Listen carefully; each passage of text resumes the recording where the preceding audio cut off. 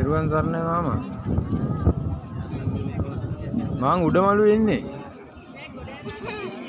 ඔව් උඩමළුවේ මේ කප්පුක පූජා කරන ඒක කප්පුක ගාව එතන මේ ෆෝන් එක තියාගෙන වීඩියෝ එකක් ගත්තා පොඩ්ඩක්.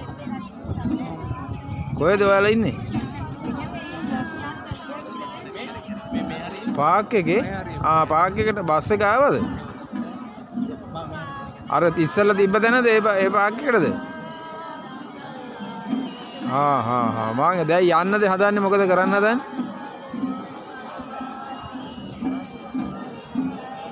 ඔව් දැන් මෙහෙත් මේ උපාසකම්මල වගේ ආවනේ දැන් කප්පු කරගෙන.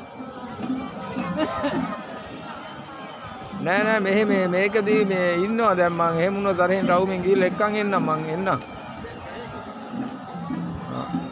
සුනිල් අයියත් කප්පුකේ ඉන්නවා කියලා කිව්වා දැක්කේ නෑ මං තාම.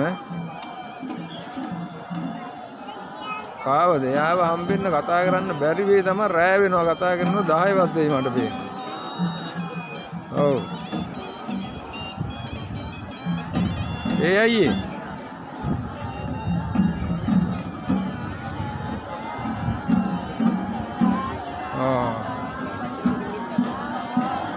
මං එන්නම්කෝ මේගොල්ලෝ අරගෙන එන.